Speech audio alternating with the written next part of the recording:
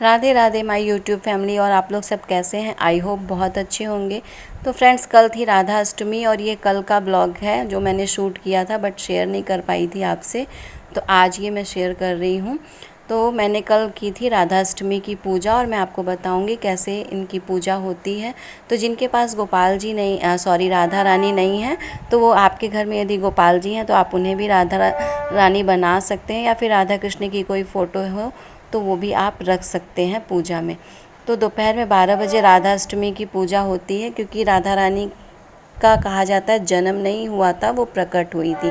तो उन्हें सबसे पहले जल से स्नान करा दीजिए, उसके बाद पंचामृत से हम लोग अभिषेक करेंगे राधा रानी का, और फिर शुद्ध जल से स्नान करके फिर हल्दी रोली ये सब चढ़ाएंगे।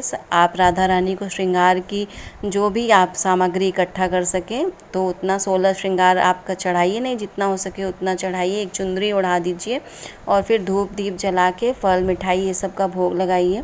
और राधा अष्टमी के दिन आप चाहें तो जन्माष्टमी पे यदि आप 56 भोग नहीं लगा सके हैं तो राधा अष्टमी पे भी आप 56 भोग लगा सकते हैं, मतलब भोग में उनको। और दोपहर में 12 बजे ना लगाया हो तो शाम को भी लगा सकते हैं।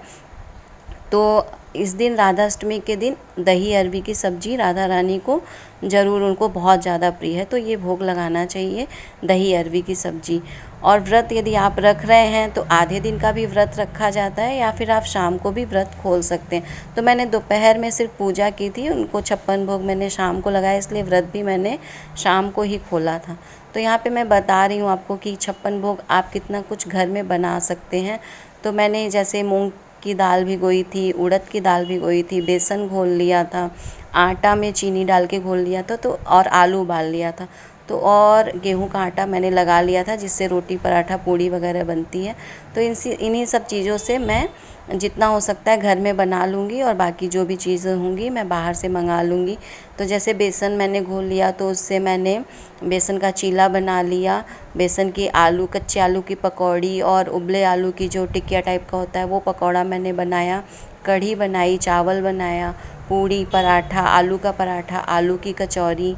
और ये मूंग का दाल जो मैंने भिगोया था उससे मैंने मुंगौड़ा बना लिया और मूंग का चीला बना लिया। उड़द के दाल से सूखे बड़े और दही भल्ले ये सब बना लिया।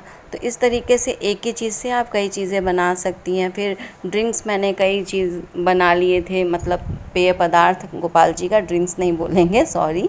तो उसके लिए जैसे दूध ले लिया 1 गिलास, और दही से छाछ बना ली नमक जीरा डाल के, और दही की लस्सी बना लिया, शिकंजी बना लिया, रूह अफ़ज़ा बना लिया, बाज़ार से फ्रूटी मंगा लिया और पानी रख लिया। तो इस तरीके से कई सारे हमारे पेय पदार्थ हो जाएंगे। बनाना शेक बना लिया था मैंने। और फल में आप सेब, केला, खीरा, तरह तरह के फल आते हैं, तरह तरह की मिठाइयाँ आती हैं। बाज़ार से आप कुछ भी लेंगे तो आपका 56 भोग हो ही जाता है। और घर में आप अपने हाथ से बनाना चाहेंगे तो ये चीज़ें आप बना सकते हैं। एक ही चीज़ से कई चीज़ थोड़ा थोड़ा करके बनाएंगे तो सब बन जाता है। खीर बना ली थी मैंने, सेवई बना ली थी। तो इस तरीके से कई चीज़ें मैंने बना ली थी। और उसके बाद जो मस्ट होता है वो दही अरवी की सब्ज़ी होती है। और राधा रानी का, जैसे आप राधा अष्टमी पे 56 भोग कर रहे हो तो मैं बता रही हूँ, जन्माष्टमी पे तो इतना ज़रूरी नहीं होता दही। और आप दूध, दही, शहद, घी, पान, इलायची ये सब चीज़ें मैंने लगाई थी भोग में। पापड़, चिप्स वगैरह आप तल लीजिए। तो और बाज़ार से समोसा, मठरी, मतलब बिना लहसुन प्याज का जो भी बाज़ार में उपलब्ध हो आप उसे भी लेके भोग लगा सकते हैं। तो इस तरीके से 56 भोग मैंने सब तैयार कर लिया था। और मोस्टली चीज़ें मैंने घर पे ही बनाई थी, थोड़ा थोड़ा ही बनाया था भोग के लिए, तो मेरा हो गया था। आप जैसे सुबह जल्दी उठ जाएंगे तो आपका काम जल्दी निपट जाएगा और आप टाइम से सारे भोग तैयार कर लेंगे। शुरू में लगता है कि अरे इतने आइटम बनाने हैं तो कैसे बनेगा, लेकिन सब बन जाता है। थोड़ा थोड़ा ही आप बनाइए और उतने में ही प्रसाद होता है तो पूरे घर का हो भी जाता है। तो इस तरीके से मैंने सब बना लिया था। और फिर शाम को शाम को 8 बजे के पहले ही सारा मैंने पूजा कर ली थी, 56 भोग लगाया। और उसके बाद चंद्रमा को अर्घ देके तब ये व्रत खोला जाता है। जैसे आप पूरे दिन का यदि रह रहे हैं राधा अष्टमी का व्रत, तो फिर शाम को चंद्रमा को अर्घ देके तब आप व्रत खोलिए, खाना खा सकते हैं। जो भी आपने प्रसाद में भोग लगाया है उसी प्रसाद से आप अपना व्रत खोल लीजिए। और आधे दिन का व्रत है तो दोपहर में 12 बजे पूजा करने के बाद आप व्रत खोल सकते हैं।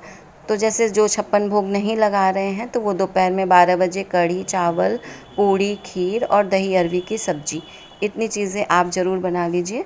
और दोपहर में ही 12 बजे जब राधा रानी की पूजा करें तो इन सब चीज़ों को आप भोग लगा के अपना बाद में पूजा आरती करने के बाद अपना व्रत खोल सकते हैं। और कुछ लोग एक दिन पहले से व्रत करते हैं, मतलब सप्तमी में व्रत करते हैं और फिर राधा अष्टमी के दिन भोर में ही 4 बजे मंगला आरती करके राधा रानी का तब अपना व्रत खोल लेते हैं। तो यहाँ पे मैंने कढ़ी भी बना ली है, कढ़ी चावल आलू की सब्जी दही अरवी की सब्जी। हेलो एवरीवन, आप लोग सभी को राधा अष्टमी की बहुत बहुत शुभकामनाएं। तो आज राधा अष्टमी पे मैंने तैयारी की है पूरी 56 भोग लगाने की अपनी राधा रानी और भगवान श्री कृष्ण तो दोनों एक दूसरे में ही हैं। तो आज हमने मतलब हम सब ने मिलके तैयारी की है, बनाने वाला काम मैंने किया है और अभी जो सब परोसा जाएगा तो वो मैं, मेरे पति देव और मेरी सासू माँ सब लोग मिलके सब लगाएंगे 56 भोग। तो लड्डू गोपाल को मैंने बनाया है राधा रानी और अब उनको चलेंगे भोग लगाएंगे 56 भोग। आज राधा अष्टमी का व्रत भी है मेरा, तो भोग लगा के फिर चंद्रमा को अर्घ दे के उसके बाद मैं अपना व्रत खोलूँगी। ठीक है। सो गाइज़, यहाँ पे बहुत कुछ मैंने अपने हाथों से बनाया है और कुछ एक चीज़ें मैं बाहर से मंगाई हूँ। ये है अरबी दही, दही बड़ा, पापड़, चिप्स, पूड़ी, सब्जी। मैं बाद में डिटेल आपको सब बताऊँगी। अभी ये देखिए पूरा किचन फैला हुआ है और अब चल रही हूँ मैं सब लगाने भोग। तो यहाँ पे पति देव और सासू माँ और मैंने मिलके सब ऐसे भोग लगा लिया है। और आप मतलब कोशिश करिए कि जैसे आपके पास पीतल का बर्तन हो तो उसमें लगाइए, नहीं तो आप पत्ते वाला दोना भी ले सकते हैं। थोड़ा स्टील का बर्तन थोड़ा पूजा पाठ में अवॉइड करना चाहिए। नहीं हो तो आप, बहुत लोग के पास नहीं हो पाता है तो उसमें भी लगा सकते हैं, लेकिन आप लगा पाएँ, आपके पास उपलब्ध हो तो आप पीतल के ही बर्तन में या फिर आप मिट्टी का या पत्ते का दोना जो आता है उसमें भी आप भोग लगा सकते हैं। तो अभी ये मैंने वीडियो स्पीड पे डाल दिया है क्योंकि बहुत लंबा ब्लॉग हो जाता। तो अभी सब ये भोग वगैरह लगा के फिर करेंगे अपने राधा रानी और भगवान श्री कृष्ण की आरती। और आरती करने के बाद ली अपने सासू माँ ससुर जी का आशीर्वाद। और मेरे सासू माँ और ससुर जी मुझे इतनी शाबाशी दिए मेरी मेहनत देख के, बहुत खुश हुए मुझ पे कि बिटिया ने, मेरे ससुर जी मुझे बिटिया ही बुलाते हैं, कि बिटिया ने देखो कितने लगन से सब कुछ बनाया, पूरा 56 भोग और इतने अच्छे से पूजा की। तो ठीक है, मतलब जैसा भगवान करवा दें आपसे, राधा रानी हमारे और गोपाल जी जिससे जो करवाना चाहते हैं वो हो ही जाता है। हम इंसानों में कहाँ इतना है कि हम लोग उनको कुछ खिला सकें पिला सकें। तो फ्रेंड्स, वीडियो अच्छी लगी हो तो लाइक करिएगा, चैनल को सब्सक्राइब करना बिल्कुल मत भूलिएगा। बाय।